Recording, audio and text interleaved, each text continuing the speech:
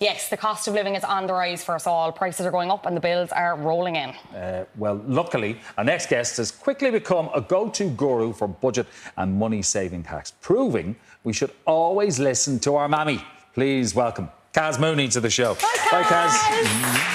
How are you? Grant, how are you? Good, very good. OK, now, look, we have to talk about this. Thousands of people turn up to your Instagram page for the wealth of money advice that you're giving out. These are hacks to save. So can you tell us how it all began? What was your situation when you started doing this? Yeah, so I took a career break.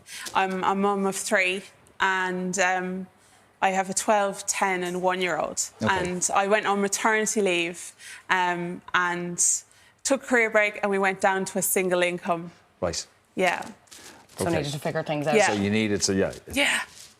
some accounting needed to be done. For sure. Yeah. Your account has become a lifeline for families. I was even looking before we came on here, like the recipes, like £5 for full meals. I was looking at you pancakes up. I think they were like blueberry pancakes. Yeah. They look delicious. I'm going to make them.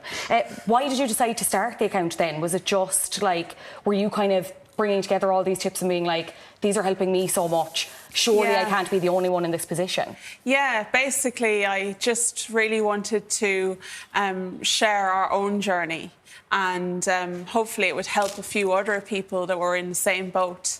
So I started off anonymously and just sharing our own tips and tricks, and then slowly I started working more and showing my face more, and yeah, the page just grew. Okay. I think when people can put a face Yeah. to like something that's going on and they'll see someone like you and be like, oh, thank God it's not just me. This is somebody just like exactly, me. Yeah, exactly. Yeah, who's just trying to make ends meet and feed a family with zilch in the butt. Yeah. It is tough. Taoiseach said last night the cost of living crisis is going to be felt until the spring of 2023. In political terms, that means about 2025, right? So, have you noticed the impact with your followers over the last year or so? Yeah, like some of the messages I'll get in are very hard to listen to sometimes. I can imagine. Yeah. I think I try and break it down a little bit, because if you hear something like that, it feels so overwhelming. Yeah. For sure. And if you're struggling to feed people now and you think it's only going to get worse, you're not going to try and change things. So I just try and bring it back to the everyday and bring it back and slowly reduce those costs if I can. And just share what I do, and hopefully it will help other people. OK, but I would imagine, bearing in mind where we are, and it's not just here in Ireland, it's across the world where we're seeing this crisis. I'd say there are higher income earners who are coming to you advice. Yeah. It's not just those who, on a lower wage. Like, I have people who traditionally would be seen as top earners messaging me, people with quite a good position, maybe what you would have seen as a job for life, or maybe working in a medical field, and they're a nice house and taking holidays every year and driving nice cars, and they can't make it work anymore. They're struggling. Yeah, because prices are shooting through the roof. It has gone quite crazy. Yeah, it's affecting everyone. Coolio, I have to ask, because obviously you created a budget cookbook yourself called 5-star meals at a 1-star price. Yeah. You know how to be creative with your money. How are you dealing with inflation? Like, it's touching everyone, I'm sure. Yeah. I haven't changed the way that I just, obviously made, some, I'm a top earner, so. Yeah. But I just eat the same way. Yeah. I eat the same way that I've eaten my whole life. I don't go and buy organic Wagyu. Yeah. I get some regular old mints just like everybody else. And, I'll go get some sirloin instead of getting the ribeye. Yeah. I slow cook all my beef. That way you make it real tender. And then if you do it that way, you can eat it. You can eat it and it tastes good, and you make a good gravy to it, and you use rice instead of. I found another thing. Instead of using rice, because a lot of people don't want to use rice because it's not good for your digestive system. Yeah. Okay. You can use oatmeal. Oh. You can put gravy on oatmeal just like you put it on rice, or just like you put it on anything else. And it works. Yeah, and it works. There you And go. It tastes just as good. There you go. well, But it's better for your digestive system. Okay, great tip. So Yeah. before we start putting gravy on our oatmeal, there are a few people who are kind of saying, right, I need to budget, Yeah. but I don't know how. Yeah. So, and this is where you come in, because you have some really good tips. What are the easy places to start when it comes to budgeting? I always suggest looking at it last month and see what you spent on where. Okay. So break it down.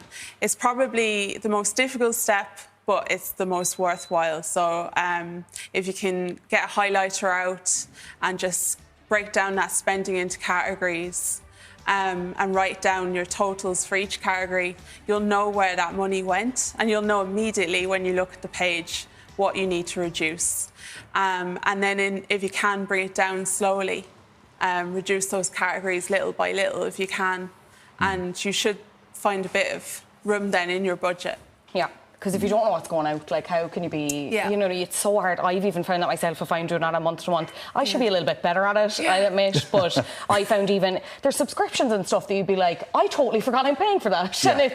And that's money I want. Yeah, Like, yeah. I mean, you're going to have to... You're going to need your utilities. You're going to pay your rent or your mortgage. You got to put fuel in your car. Or maybe you don't. Maybe you can just get on a bike. Yeah. Yeah. Turn the lights off. Don't be leaving the lights on. Yeah. in the house, you Yeah. know? Yeah. Yeah, how many of us do that? Walk out of a room and just leave the light on? Yeah. I'm terrible for... Do you know what I'm really bad for as well? Like, boiling the kettle and forgetting I boiled the kettle and then come back to in boil and it reboil the again. kettle. We've had war, me and Cian. Like, honestly, no, I won't talk about it here, but we have, honestly. Treat this as therapy, Fionnuala. Just share with the group. It's all right. I said it's like a personal appointment for me and Gaz, and Coolio and Martin King are just here. But you know, it is tough to find the balance, isn't it? It is, yeah, it is. But I think you need to keep it somewhat realistic as well. It's hard to find the balance there. Yeah. Once people have kind of looked at, you know, like their incomings and their outgoings, I know you bring in a lot about like sync funds and cash stuffing. What is that, just for anyone who's unfamiliar? I literally only started a sync fund last month as well. I'm really ratting on myself here. So sinking funds is where you are saving a little bit over time towards a large expense you know is coming up. So the likes of Christmas, birthdays, back to school. My child is having braces soon, so I'm saving over time for that. And then I use cash stuffing. So I use, I think a lot of people have forgotten the value of real money. So I go back to cash, and then I find it's much harder to overspend. You know the value of every cent. Yeah. So if you've got the money in your pocket, rather than the card that you can tap, you're going to watch what you spend. And you're going to know, I'm down to my last few bob, that's my taxi ride home. And on you go. It's just some places won't take cash. Yeah. And that's the thing. That's the difficulty. I'm like tap, like I love the noise. It's like music to my ears. I need to stop doing